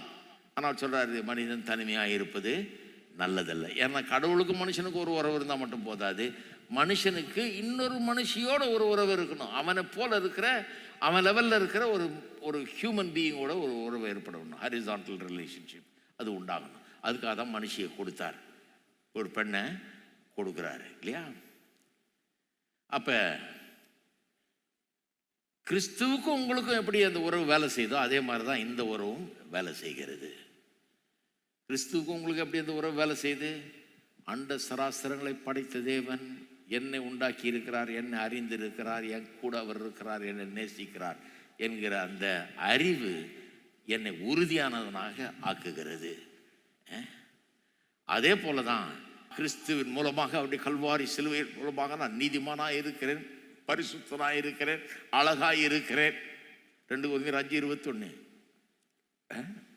நாம் அவருக்குள் தேவனுடைய நீதி ஆகும்படி பாவம் அறியாத அவரை பாவமாக்கினார். சிலுவையில் என்ன நடந்து அவரை பாவமாக்கினார், நம்மளை நீதிமானாக்கிட்டார். அவர் யாரு? பாவமே அறியாத அவர், பாவம் செஞ்சதே கிடையாது அவர், அவரை பாவமாக்கினார். எப்படி பாவமாக்கினாரு? பாவம் அறியாதவர் எப்படி பாவமாக முடியும்? தெய்வ செயல் அது. தேவன் நம்முடைய பாவத்தெல்லாம் அவர் மேல வச்சு அவரை பாவமாக்குறாரு. அவர் பாவமாயிட்டாரு. நான் நம்புறேன். அது மட்டும் உண்மை இல்லை, பாவம் அறியாத அவரை பாவமாக்குனவர் நீதினா என்னன்னே தெரியாத என்ன நீதிமானாக்குகிறார். அவர் எப்படி தெய்வ செயலினால் பாவம் அறியாதவரை பாவமாக்கினாரோ அதே போல அதே தெய்வ செயலினால் இப்படி திரும்பி நீதினா என்னன்னு தெரியாத அக்கிரமக்காரனாக பாவியாயிருந்த என்ன நீதிமான் என்று அறிவிக்கிறார். இருக்கிறீங்களா? அப்ப உலகம் நம்முடைய குறைகள் எல்லாம் சொல்லுது, ஆனால் அவர் சொல்றாரு நீ நீதிமான். உலகம் சொல்லுது என்றால் சரியில்லைன்றது, அவர் சொல்றாரு நீ நீதிமான் என்று. அப்ப இயேசுவுக்கு உலகம் சொல்லுகிறது எல்லாம் தாண்டி நீங்கள் யார் என்று உங்களுக்கு குறித்து உங்களுக்கு சொல்ல அதிகாரம் கொடுக்கப்பட்டிருக்கிறது. அவர் சொல்றார், அவன் சொல்றதை நம்பாத, 1000 பேர் சொன்னாலும் அது உண்மையாகாது, நான் சொல்றேன் நீ என்னுடைய பிள்ளைங்கிறார். இருக்கீங்களா? திருமண உறவுல அதே தான் அப்படியே ரெப்ளிகேட் ஆகுது. உங்க மனைவி சில நேரத்தில் அல்லது உங்களுடைய புருஷன், உங்களுடைய வாழ்க்கை துணை, புருஷனாக இருந்தாலும் சரி மனைவியாக இருந்தாலும் சரி, அவள் கிறிஸ்துவை போல உங்களை நேசிக்கும் போது அதே மாதிரி தான் 1000 பேர் உங்களை குறை சொன்னாலும் உங்களை தப்புன்னு சொன்னாலும் அதையெல்லாம் தாண்டி நீங்கள் நல்ல ஆள் அப்படின்னு சொல்லி உங்களுக்கு உறுதிப்படுத்துவதற்கான அதிகாரம் அவர்களுக்கு கொடுக்கப்பட்டிருக்கிறது. அப்போ எல்லா உறவுகளை காட்டிலும் திருமண உறவில் நம்முடைய வாழ்க்கை துணைக்கு நம்முடைய காயங்களை புண்களை ஆற்றக்கூடிய ஒரு வல்லமை அங்கே இருக்கிறது. அதனால தான் பாருங்க, எப்படி அன்பை காட்ட வேணுமோ அப்படி அந்த விதத்தில் அன்பை காட்ட வேண்டும். நம்முடைய வாழ்க்கை துணைக்கு அன்பை காட்டும்போது எப்படி காட்டணும்னு யோசிச்சு பார்த்து காட்டணும். ஆண்டவர் எப்படிலாம் காட்டுறாரு நமக்கு அன்பை பார்த்துருக்கீங்களா? அதை ஆதியாகமத்திலிருந்து வாசிடுவாங்க நீங்கள், இதை வெளிப்படுத்துகிற எப்படியெல்லாம் அன்பை வெளிப்படுத்துகிறார் ஆண்டவர் பாருங்க, அற்புதமாக அதை வெளிப்படுத்துகிறார். அதாவது ஒரு ஆளுக்கு ஒரு 10,000 ரூபா தர விரும்புகிறீங்க நீங்கள், அதை நீங்கள் கேஷாக கொடுக்கலாம், செக்காக கொடுக்கலாம், கூகுள் பே பண்ணலாம், ஏதோ விதத்தில் கொடுக்கலாம், அல்லது கோல்டாக கொடுக்கலாம், அல்லது சில்வராக கொடுக்கலாம், எப்படி வேணால் கொடுக்கலாம் இல்லையா? எப்படி கொடுத்தா அவங்களுக்கு அது ரொம்ப பிரியமாக இருக்கும் அப்படின்னு யோசித்து பார்த்து தானே கொடுக்குறோம் நம்ம. ஏன்னா நம்ம அவங்கள அன்பு கூடுறதுனால சும்மா காசாக கொடுத்தா அவங்களுக்கு தெரியல, அவங்களுக்கு ஏதாவது ஒரு வேறு அவங்களுக்கு பிடிச்சதா ஏதாவது வாங்கி கொடுத்தா நல்லாயிருக்கும்னு நினச்சி தான் ரொம்ப யோசனையோடு தான் வாங்கி கொடுக்குறேன். எந்த விதத்திலே நீங்கள் அன்பை காட்ட முடியும் என்று யோசித்து பார்த்து சரிங்க, ஆண்டவர் அப்படி செஞ்சுருக்காரு பாருங்க நம்மளுக்கு. பழைய ஏற்பாட்டு காலத்தில் மோசேட்டு சொல்கிறாரு, மோசே நான் காணணும்னு சொன்னதுக்கு சொல்கிறாரு, நீ பார்க்க முடியாது, பார்த்தா செத்து போயிடுவேன், நீ என்னை பார்க்குற ஒருத்தனை உயிரோடு இருக்க முடியாது, நான் உன்னை கடந்து போகிறேன், போகும்போது என் கரத்தை வச்சு உன்னை மூடுறேன், என்னை பார்க்காதபடிக்க நான், நீ செத்து போயிடக்கூடாது, நீ என் முதுக பார்ப்பேன்னாரு. புதிய ஏற்பாட்டில் வந்தோடனே அவர் என்ன பண்ணுறாரு, யோவான் 1:14 சொல்கிறது, வார்த்தை மாம்சமாகி நம்ம மத்தியில் வாசமாயிருந்தது, கிருபையும் சத்தியம் நிறைந்தவராய் அவர் நம்ம மத்தியில் வாசமாயிருந்தார். தேவனுடைய ஒரே பேரான குமாரனுக்கு ஒத்த மகிமை அவருடைய மகிமையாக இருந்தது அப்படிங்கிறது எப்படி வெளிப்படுத்துகிறாருங்க. முகத்தை பார்த்தா செத்து போயிடுவோன்ற நிலையில் அப்படிப்பட்ட மகிமை உள்ள தேவன், மேன்மையான தேவன். நாம் அவரை பார்க்கணுங்கிறதுக்காகவே, நாம் அவரை அறிந்து கொள்ளணுங்கிறதுக்காகவே, அவருடைய அன்பை நமக்கு எப்படியாவது இன்னும் அதிகமாக வெளிப்படுத்தணுங்கிறதுக்காகவே, ரொம்ப நம்ம காணணுங்கிறதுக்காக அவர் என்ன பண்ணுறாரு, மாம்ச ரூபம் எடுத்து ஒரு கன்னியின் வயிற்றில் பிறகுறாரு. இந்த உலகத்தில் பிறந்தது மட்டும் இல்லை, அவரை பார்த்தோம், என்னை கண்டால் நீங்கள் பிதாவை கண்டீர்கள்னாரு. அப்போ கூட இன்னும் சரியா பார்க்கல, அவருடைய அன்பு இன்னும் சரியா புரிஞ்சுக்கல. அதனால என்ன பண்ணாரு, கல்வாரி சிலுவையில் நமக்காக ஜீவனையே கொடுத்தார். எனக்காக அடிக்கப்பட்டார், எனக்காக நொறுக்கப்பட்டார். அடிக்கப்பட்டு நொறுக்கப்பட்டு உச்சந்தலிலிருந்து உள்ளங்கால் வரை ரத்தத்தால் தோய்க்கப்பட்டு தொங்குகிறார் நிர்வாணமாக. எதுக்கு?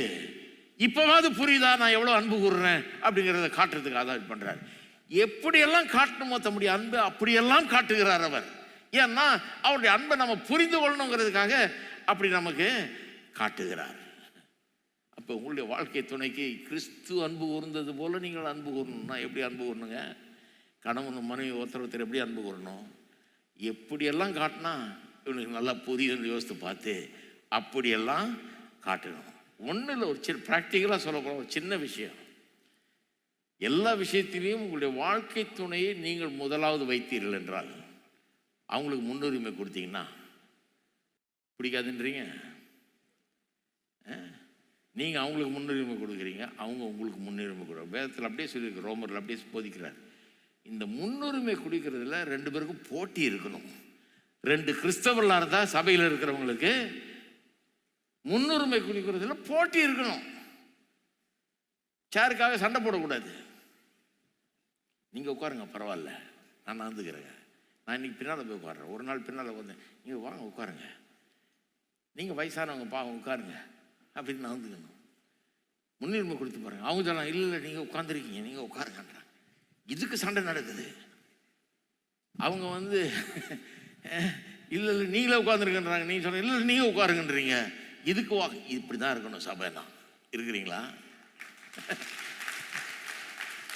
நான் முன்னால் வந்தேன், அப்போ நான் தான் உட்காருவேன். நீங்கள் முன்னால் வந்தீங்கன்னு எல்லாருக்கும் தெரியும். இருந்தால் கூட பின்னால் வந்தவங்க கொஞ்சம் உட்கார்றதில்ல. அதுக்கு முன்னுரிமை கொடுத்தா என்ன? இதே தான் வீட்டில் நடக்கணும். வீட்டில் என்ன நடக்கணும்? நான் சொன்னது தான் சட்டம். நான் சாப்பிட்டு மீதி இருந்தால் தான் நீ சாப்பிடணும். நான் துணிமணியெல்லாம் வாங்கிட்டு கிறிஸ்மஸுக்கு அப்புறம் மிச்சம் மீதி இருந்தால் பார்க்கலாம். இதெல்லாம் நடக்கிற விவகாரம்.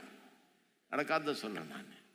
ஏதாவது மீதி இருந்தால் பார்க்கலாம். ஏன்னா சொல்கிறாராம், நான் தானே வெளியே போகிறவன், நீ அடுப்பங்கரையில் கிடக்கிறவ, நான் வெளியே போகிறவனா இருக்கனால எனக்கு மேலே சட்ட துணியை வாங்கி போட்டுக்கிறேன். நான் உருப்படுமா? அது அவங்க வீட்டில் போய் சாப்பாடை சாப்பிட்டு பார்த்தீங்கன்னாலே தெரியும், கசப்புனால செஞ்சது அதுன்னு. இந்த மனுஷங்கிட்ட மாட்டிக்கிட்டு வாழ்நாள் முழுக்க நம்ம அவஸ்தைப்படுறோமேங்கிற கசப்புனால செஞ்சுதான் இருக்கும்.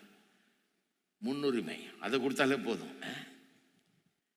பாருங்க, கல்யாணம் பண்ணி காதலிச்சு திருமணம் பண்ணாலும் சரி, அல்லது அரேஞ்ச் மேரேஜ் ஆனாலும் சரி, ஆரம்ப காலம் ரொம்ப இனிமையாக இருக்குது. ஹனிமூன் பீரியட்னுவாங்க இல்லையா? எல்லாருக்குமே அது ஒரு ஹனிமூன் பீரியட்னு ஒன்று இருக்குது. சில நேரத்தில் சில மாதங்களுக்கு போகும், சில நேரத்தில் சில நாட்கள் தான் போகும், சில நேரத்தில் 1-2 வருஷங்களுக்கு கூட போகலாம். அந்த ஹனிமூன் பீரியட் முடிஞ்ச உடனே கூட்டெல்லாம் ஒன்று ஒன்றா வெளியே வரும். ஒருத்தருடைய கூட்டம் கொஞ்சம் கொஞ்சமாக வெளியே வந்து எல்லா குறையெல்லாம் வெளியே வந்தோடனே அப்படியே கொஞ்சம் கசக்க ஆரம்பிக்கும், கொஞ்சம் பிரச்சனைகள் அங்கே உண்டாகும். அப்போ அந்த இன் லவ் பீரியட்லேருந்து மாறி இப்போ அந்த இன் லவ் பீரியட் எப்படின்னா இன்வாலண்டரி ஃபீலிங். அது வந்து இன்வாலண்டரினா கொஞ்சம் கூட யோசிக்காம அப்படியே உள்ளேருந்து வர்ற ஃபீலிங் இல்லையா? ஒரு ஃபீலிங் வந்துடுது, அவ்வளோதான். அது நான் வர வைக்கல, நான் வர சொல்லலை, அது வர்றதுக்கு எதுவும் பண்ணல, அது வருது, அவ்வளோதான், வந்துடுச்சு ஃபீலிங். அதுதான் இன்வாலண்டரி ஃபீலிங். ஆனால் அதிலிருந்து மாறி எதுக்கு மாறணும்? Deliberate choice. நானே தெரிந்து கொண்டு அன்பு கூற வேண்டும், அந்த நிலைக்கு வரணும்.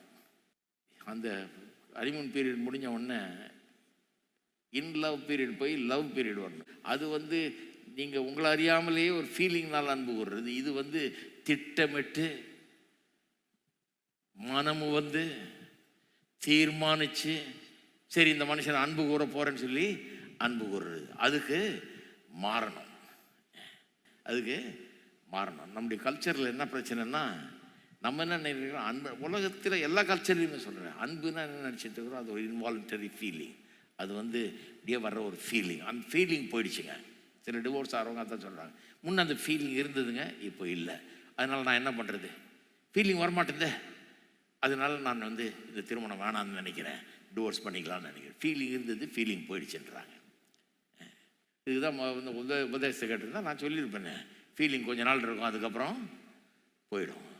அதுக்கப்புறம் என்ன பண்ணணும், தீர்மானித்து எண்ணி சித்தம் கொண்டு மனமும் வந்து நம்ம அன்பு கூற தீர்மானித்து நாம் அன்பு கூறணும். இயேசு நம்மளை எப்படி அன்பு கூர்ந்தார்? அப்படியே பார்த்துட்டு, ஐயோ பார்த்தாலே எனக்கு அப்படியே ஃபீலிங் வந்துருச்சு, எனக்கு இந்த ஜனங்களை பார்த்தாலே என்ன அற்புதமான எப்படி ஜோராக இருக்கிறாங்க, நான் போய் அவங்கள மீட்டு கொள்ள போகிறேன், அவங்களுக்காக சாக போகிறேன் சிலுவையில் அப்படின்னு சொல்ல வந்தார். கிடையாது. பார்த்தா எவனுக்கும் பிடிக்காது. அந்த நிலையில் இருந்தோம், பாவத்தில் மூழ்கி கிடந்தோம், பிசாசின் அடிமைகளாக இருந்தோம். அவர் நம்மளை பார்க்குறாரு. அன்பு கூறுறதுக்கு நம்மிடத்தில் ஒன்றுமே இல்லை, இருந்தாலும் வந்து நம்ம அன்பு கூறுகிறார். சிலுவையில் ஏன் மரிச்சாரு? ஃபீலிங்னாலையா? இல்லை இல்லை, ஃபீலிங் அவருக்கு என்ன சொல்லுது, மரிக்காத, வேணாம். அதனால தான் கெத்செமனே தோட்டத்தில் ஜெபிக்கிறாரு, பிதாவே உமக்கு சித்தமானால் இந்த பாத்திரம் என்னை விட்டு நீங்கும்படி செய்யும். ஏன் ஜெபிக்கிறாரு? ஃபீலிங் சொல்லுது வேணாம். ஐயோ இது ரொம்ப பயங்கரமான காரியம், உலகத்தின் பாவத்தை சுமக்கிறதுன்றது, ஒரு மனுஷன் சுமக்கிறதுன்றது பயங்கரமான காரியம். ஃபீலிங் சொல்லுது. ஆனால் சொல்றாரு, இல்லை, இருந்தாலும் என்னுடைய சித்தம் அல்ல உம்முடைய சித்தமே தீர்மானம். ஏன் எப்படி செத்தாரு? ஃபீலிங்னால அல்ல, தீர்மானித்து சாகிறார்.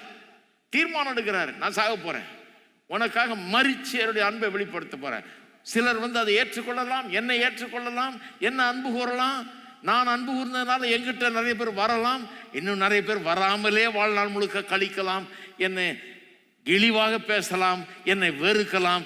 இருந்தாலும் நான் என்ன போறேன், அன்பு கூற போகிறேன். இருக்கீங்களா? அப்படிதான் அன்பு கூர்ந்தார். அப்ப அன்பு எப்படி வேலை செய்து பாருங்க. அன்பு ரொம்ப முக்கியம். வெறும் ஃபீலிங் லெவலில் இருந்தால் பத்தாது. திருமண வாழ்க்கையில் அது ஃபீலிங் எல்லாம் போன பிறகும் தொடர்ந்து அன்பு தொடர வேணும். அது எப்படி தொடருகிறது? இயேசுவின் அன்பு.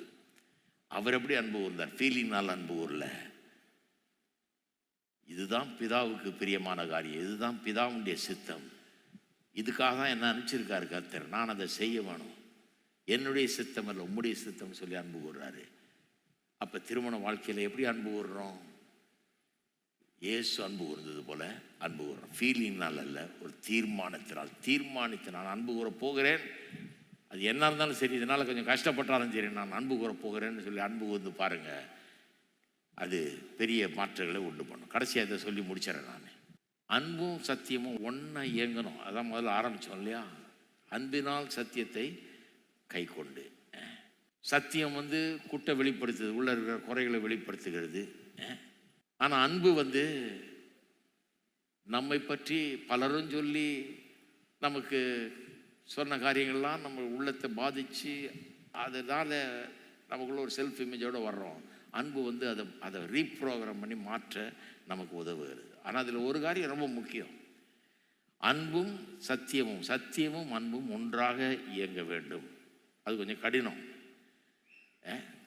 நிறைய பேர் சத்தியத்தை பயன்படுத்துகிறாங்க, அன்பை பயன்படுத்துறது கிடையாது. அதனால தான் பண்ணுறாங்க, ஒருத்தர் ஏன் புண்படுத்துகிறோம், காயப்படுத்துகிறோம், சேதப்படுத்துகிறோம். திருமண வாழ்க்கையில் ஒருத்தர் புண்படுத்துறது, சேதப்படுத்துறது போட்டு அடித்து உடைக்கிறது, அப்படியே உறவை ஒன்றும் இல்லாமல் ஆக்குறது. எப்படி நடக்குதுன்னா, சத்தியம் இருக்கலாம் அங்கே உருளை, தப்பு பண்ணிட்டாங்க அப்படின்னா உருளை தப்பு பண்ணிடலாம்.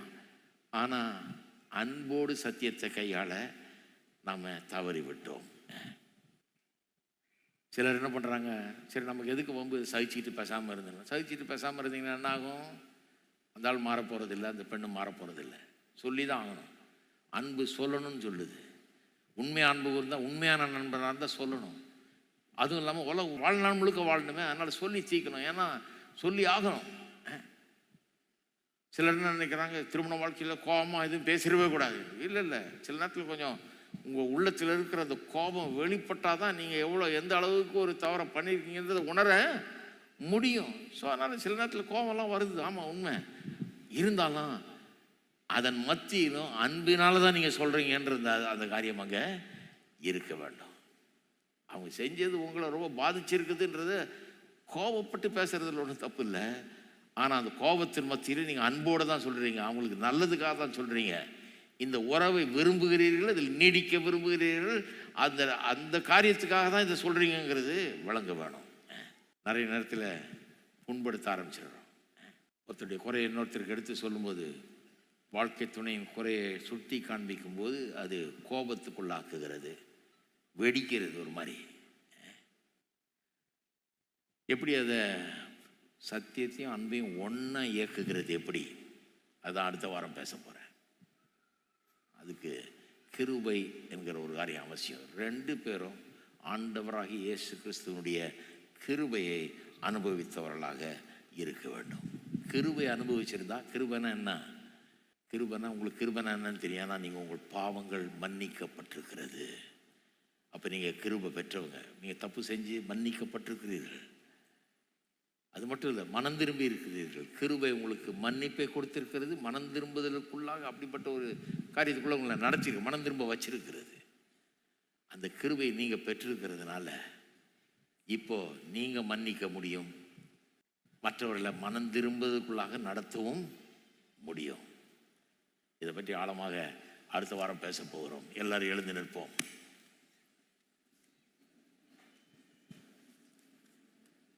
எல்லாரும் கரங்களை பற்றி கர்த்தருக்கு நன்றி செலுத்துவோம். பரலோக தகப்பனே, உமக்கு ஸ்தோத்திரம். நன்றி செலுத்துகிறோம். இந்த சத்தியத்துக்காக உமக்கு ஸ்தோத்திரம். அன்பினாலே சத்தியத்தை கைக்கொள்ள சொல்லி இருக்கிறீர் கர்த்தாவே. இந்த காரியங்களை விளங்கிக் கொள்ள எங்கள் மனக்கண்களை திறப்பீராக, தெளிவை உண்டு பண்ணுவீராக. இது ஒரு பெரிய ஆசீர்வாதமாக குடும்பங்களுக்கு இருக்கட்டும், திருமணமானவர்களுக்கு இருக்கட்டும், இது திருமணமாக போகிறவர்களுக்கும் இது ஒரு பெரிய நல்ல போதனையாக இருக்கட்டும் கர்த்தாவே. திருமண வாழ்க்கையை புரிந்து கொள்ள, வெற்றி உள்ள திருமண வாழ்க்கைக்கு திருமணம் ஆகாதவர்கள் கூட தங்களை ஆயத்தப்படுத்தி கொள்ள இந்த காரியங்கள் உதவட்டும் கர்த்தாவே. எங்கள் மனதை, இருதயத்தை இது வடிவமைக்கட்டும். வெற்றி உள்ள இருதயமாக, வெற்றி உள்ள மனதாக வடிவமைக்கட்டும். குடும்பங்கள் ஆசீர்வதிக்கப்படட்டும். சகல நன்மையினால் நிறைந்திருக்கட்டும் கர்த்தாவே. அதில் இருக்கிற சகல உறவுகளில் இருக்கிற சகல கேடுகள், பகைகள், கசப்புகள், விரோதங்கள் ஒன்றுமில்லாமல் போகட்டும். தேவ அன்பு ஒவ்வொருவரையும் ஆட்கொள்ளட்டும். உமக்கு எல்லா கனமகிமை துதி ஸ்தோத்திரத்தை எடுக்கிறோம். இயேசுவின் நாமத்திலே ஜெபிக்கிறோம். நம்முடைய கர்த்தராகிய இயேசு கிறிஸ்துவின் கிருபையும் பிதாவாகிய தேவனுடைய அன்பும் பரிசுத்த ஆவியானவருடைய ஐக்கியமும் நம் அனைவரோடும் இன்றைக்கும் என்றைக்கும் இருப்பதாக. ஆமென்.